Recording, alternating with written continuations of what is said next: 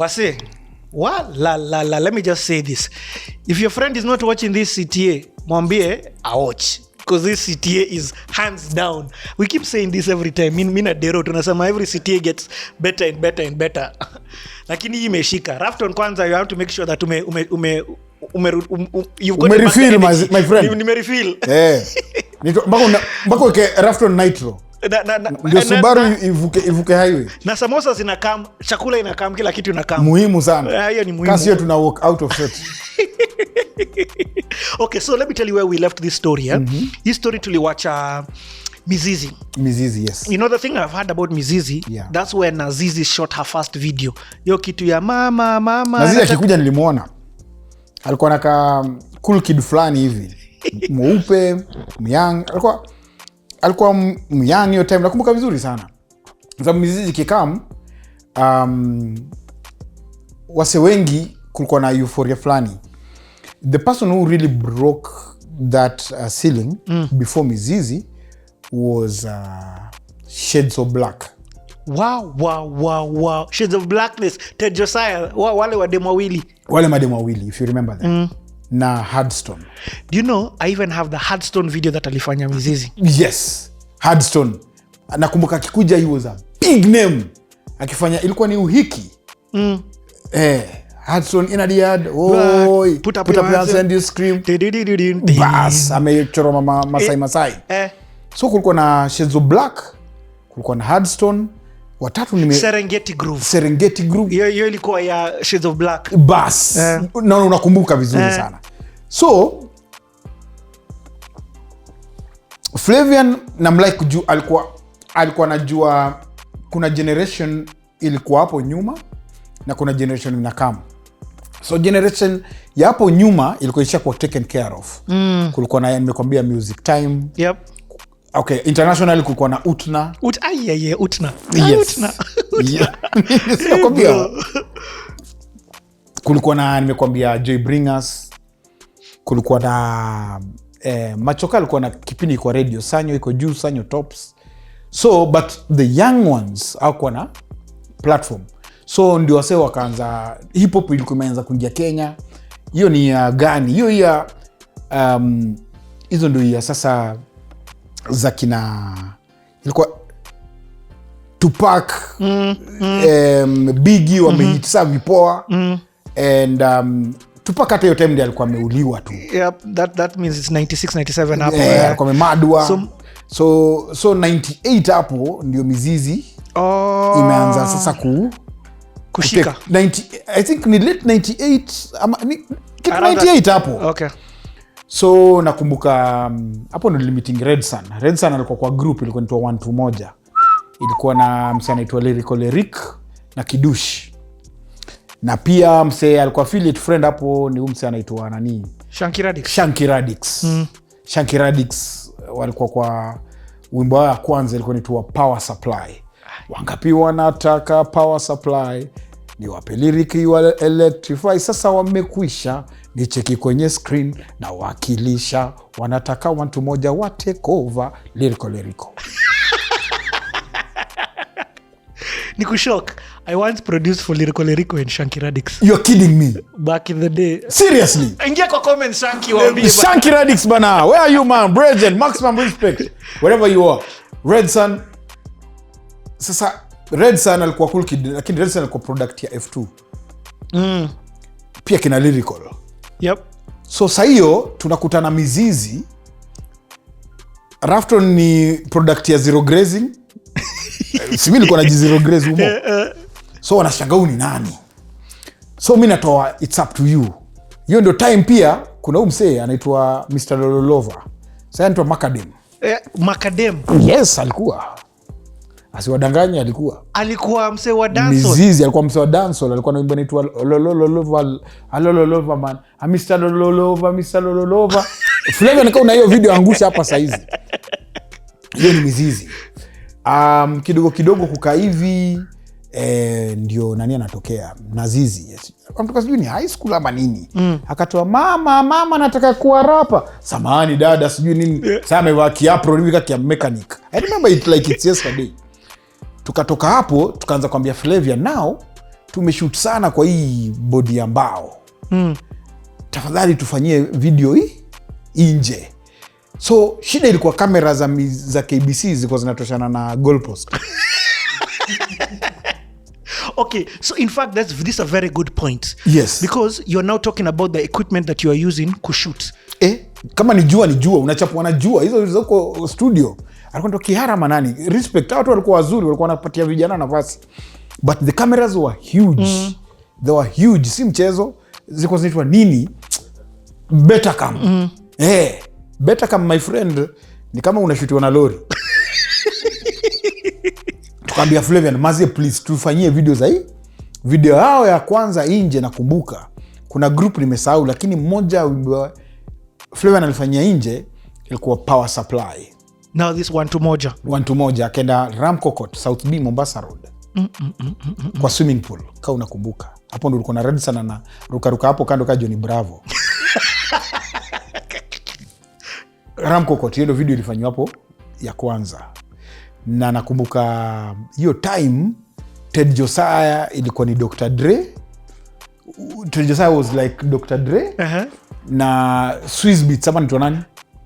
Ni Swiss Beats, huyu ali produce DMX. Rough Riders Anthem. Combined. Leta tu hapa.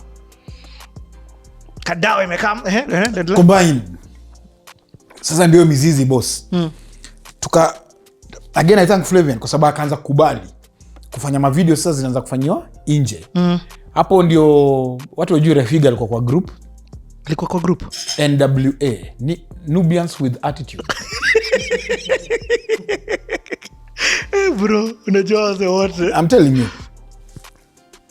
Hiyo ndio industry sahi. Yes, hiyo ndio industry. Urban industry. Sasa hiyo ni kuongelea hivi Nameless hayuko, Gidigidi Majimaji hayuko. What? Yes, they were not there that time. Hawakuwa. So Kalamashaka walikuwa wameshatokea. Kwa sababu after Hardstone left for US, the next kids on the block, Benson and Hedges, Kalamashaka. Hao ndio walikuja. Na pia Benson iliwa support mbaya. Sasa hao ndio sasa ndio nataka kupeleka kwa Ted. Ted was, you don't touch Ted. Because nakumbuka walikuwa na studio inaitwa Sync Sound. I think ilikuwa msento Omari kutoka Coast, if I'm not wrong. What? Yes. Kuna msel kwa sijui ni Ali ama Hassan, lakini kuna Omari, jamaa mkuu hivi Mswahili hivi msempia mpoa sana. Ramcourt. Sasa sisi tunajua Ted Josiah amefanya Shades of Black, amefanya Hardstone, sasa anafanya Kalamashaka, mazee mwezi mpata. Ni ngumu. I'm telling you, but the guy was big. I'm telling you, big, and then he knew his stuff. And he was very good with quality. Extremely good with quality. Si bado tunahangaika Hills Media, kumbuka. Umetoa ngoma nyingine at this time ama una get hapo? We are the real men. We are the real men. We believe in nobody. We are the real men. We respect nobody. We believe in nobody. I'm telling you. Na uko solo sahi ama uko? Niko solo. Sasa nimeanza kwa Ford. Sina nipo ngiri 3 pa nini? So si need wase tena kwenda kushikana kwa studio tu record audio. Si nimeanza kulipa ngiri 3 boss, kumbuka. Sasa ngoma ni 5k. Ngoma ni 5k. Sasa ngiri 3 ukitokea mara 2 uko ndani. Nani anakuproduce? Huyu Dan. Sasa Hills Media kulikuwa na producer baada ya hapo hivyo. Hiyo ngoma ya kwanza ilikuwa Dan na Eddie Ndaula. Ya pili ikawa sasa ni Dan. Dan ndiye anaanza kuniproduce alone. So naweza afford ngoma yangu, siulizi fadhe, niko na nyumba yangu. So hiyo nyumba ni 25 rent, na nunua TV, kastool. Bro, kutoka royalties, kutoka kuchezwa hiyo video. Hiyo si royalty, hiyo ni kupaywa boss. In fact, na ni one station, na ni one song. No way. I'm telling you, it was 3,000. That thing, you lived off it. Yes. Umo si nyumba hiyo nakwambia Bed City ilikuwa 25. Umoja tu. Kando ya mtaro. Hata nakumbuka dirisha mtaro hapo. Nakumbuka vizuri sana. So 25 was nothing. Then on top of that is when now Kenya was starting to open up. You'd see now, as I told you, remember at the beginning I told you now, the beauty of not being seen, your face, you're a mystery, you're a myth. So everyone is curious to know who jamaa anakaaje. So what we started tapping into, and also we learned it from the KBC presenters then. Somebody like John Karani, somebody like huyu Baba Msalame, alikuwa anaitwa Tony Msalame. Yeah. Alikuwa na kipindi inaitwa Shake Legi.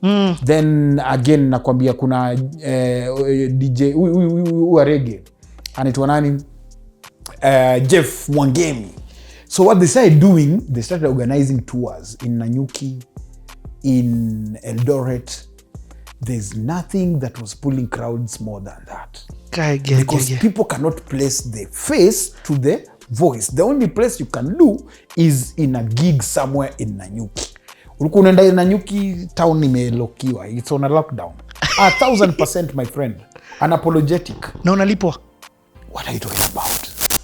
That time ukilipwa 30k my friend, hiyo ni kama 300,000 saizi ama 3M bana, mita 3. Now tukatap into that. So we started doing our shows. Lakini nasema top Mizizi artist presents Rufftone, if it's King Kong, Mighty King Kong, if it's 1 Moja. That's what we started doing now. Bro, you are a legend. Like, ni God, ni God. Sina flowers lakini samosa zinakama. Na unajua poster za black and white na zina picha, ziko tu na jina kama ni Rufftone. Venue, date na charges na time tosha. Guys will come. Wanasema huu ni wewe? Wanasema hapana, uongo. Lakini kianza huyu ni Rufftone, ambapo nimekamkopatia capsule status za mturaka, nimekama sana, nimwachia raha. So that's when guys would be like, now they paid 1000%. So hiyo ni mizizi na ikatusaidia sana kugrow, because now Kenya ikaanza kufunguka. So while I'm still even in Hills Media, there's a guy now who comes to me. He tells me, alikuwa anaitwa Edu, producer South B. Edu ameproduce wasanii wengi sana. Akaniambia, I have a friend of mine, is from Pakistan. Ngoja hata kabla uingie use kutoka Pakistan. How many songs do you have now? Sijui. So ulikuwa na record a lot? Nilikuwa na record. Kwa Hills Media? Hills Media nilikuwa na record. Okay, but si mingi sana, but pia si kidogo. But I used to record. Si ati ulifanya ngoma 2. So nilifanya It's Up to You, nikafanya Real Men, nikafanya makolabo na 1 Moja, nikafanya ingine na Titi Solomon, nikafanya ingine ilikuwa inaitwa Simple Face. A Simple Face is that has got no pimple. That is all that matters. He got to be wrinkle free with the deepest dimples. That's what they Rufftone want. Imagine that Tagalo no want to make me penniless all of a sudden. My friend. Nini sasa boss? All of this now you're recording Hills Media. So is this almost an album? Yes, I had an album called Rough and Tough, a secular one. Hiyo ndio ulianza na? Hiyo ndio ilikuwa ni release kabla niokoke. From Hills Media? It was from Hills Media, with a mix. Okay. But hii ingine, kuna ingine nilikuwa nafanyia Andrew Crawford's, ingine nafanyia River Road kwa studio ya kina Babu. So there was a mixture of... Ebu stop hata kabla uniambia juu ya umsi anakam. River Road sahi nini anaendelea? Or ama you've not been in River Road? Kenyan happen in River Road. Now it's a stronghold to the live maestros. Kina Mosaimo, kina Kamaro, kina De Matthew. Watu wote sasa, hiyo ndio Mount Kenya Productions ziko huko zote. Na bado ukifuatilia pia mtu kama Ongaro anakuambia alikuwa anafanyia River Road kwa Muhindi. Hiyo time bado Daudi Kabaka is not late. Yes. Alikuwa mara mingi alikuwa hapa, hii club ilivunjwa hapa, ilikuwa na Green Corner. Hii imekuwa saizi parking opposite 680. Alikuwa anga hapo hivyo. So hiyo time pia bado Simas. Ilikuwa Simas, yes. Thank you. Hapo hivyo ndio pia mimi nakuja nakutana na The Hot Rod Band, nakutana na Kidum. Yes, Kidum. Kidum anafaa kwa MCTA. Alianza hiyo time. Yes, Kidum ako hapo Simas, baya sana. Very good in live music. Wasichana nani ya kuko? Kwa? The women. Umesema Nazizi? Nazizi hiyo time, Masimaira. She was the goddess. Hiyo time. Bro, this is hiyo ndio Wikipedia wa Kenya. Iko hapa. Anawaambia ukweli. I love it. There was no lady like Masimaira sasa. Na Masimaira alikuwa Samawati with Susan Kibukosia and Gido Kibukosia. Yes. Meet Bruce? Bruce hiyo time nimemeet, but sasa ukitoka kwa Teddy Josiah kuna msee mwingine hapa anaitwa Bruce Odhiambo. Lakini Bruce Mahmoods utafanyia nini? So I love it. Rafu kona industry kwa hiyo kichwa yako. Okay, so I've understood now, at least that's the scene that is bubbling. Yeah, but pia watu wengine siwezi taka kuenda bila kwa mention. Walikuwa wanachafua K-South. K-South, there was Casey, there was Abbas, and then there was Bamboo. You know them when they were 3? Yes. Wachana wawili hiyo ni fake bonok. There's a guy called Casey. The guy alikuwa anakaa kama Ice-T. If you know Ice-T from States. Yeah, najua Ice-T. In fact, he was one of the coolest. Wacha hii, wewe Bamboo wewe bado looks hujafikia Casey. I don't know where the guy just na tutafika Bamboo kwa sababu wewe umefanya collab na Bamboo. Yes. So Bamboo ako na Abbas Kubaf na Casey. Walikuwa wanatoka K-South. Very talented young so man. Islando bado.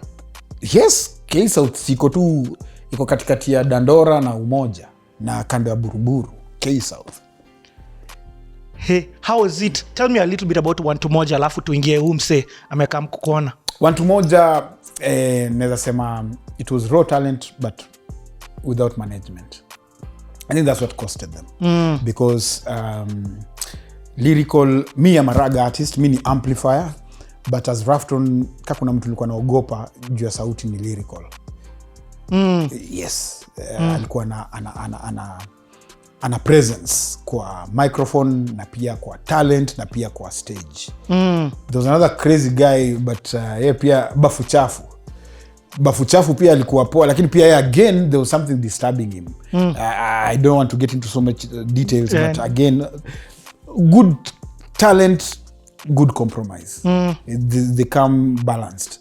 So that's what happened to One to Moja. We did a collabo, matamishi yako rafiki hayakunipendeza. We did a collabo with them. All this now under Hills Media. Hizo zote ziko Hills Media. Mingi yazo, me I was based in Hills Media most of the times. Mr. Wambogo, it was owned by Mr. Wambogo. Again, big up to Mr. Wambogo. Yes. So now at this time you have decided with your life, mimi nakuwa musician. Hii ndio barabara nachukua. Nataka kuwa musician ama mimi ni musician. What do you mean decided? Niko juu farasi unaniambia nitapanda nini? Niko hapo mbaya sana, hata sitaki kujua story nyingine. Nimeachana huko kazi juu ya Wahindi. Juu ya slavery. Nimesema sitaki huko. So mimi nimebaki hapa kwa muziki. Then another guy also who did wonders and Poxy Pressure. Poxy Pressure. So that's a guy I respect. Huyo naye nilimpata kwa industry. So Poxy Pressure akitoa hizo Tongolo Time na Kokelo Which Quote. That's when I respected Bruce Odhiambo, because the person who produced that song, Dako Kelo Which Quote imi a total bala ape njene menyoma na manyomi. That song was produced by Bruce Odhiambo. And it was a very nice production. Bruce pia alikuwa mnoma sana kwa upande. But Poxy was, should I say, open-minded, a very straight guy. Wakakosana kwa sababu alikuwa na jiongea. But when you're talking about a guy who knew how to, hizi watu wanasema kiki. Poxy was the king of that. Poxy, I remember there's a time Bomb Blast and I performed KICC. Watu wanamrushia machupa. The guy sang through those bottles and candles like never before. Poxy is the guy who would wear his own clothes. Juu chini red tracksuit. Imeandikwa Poxy Pressure. Poxy Pressure knew his value. He was not well educated, but you could not demean him because of that.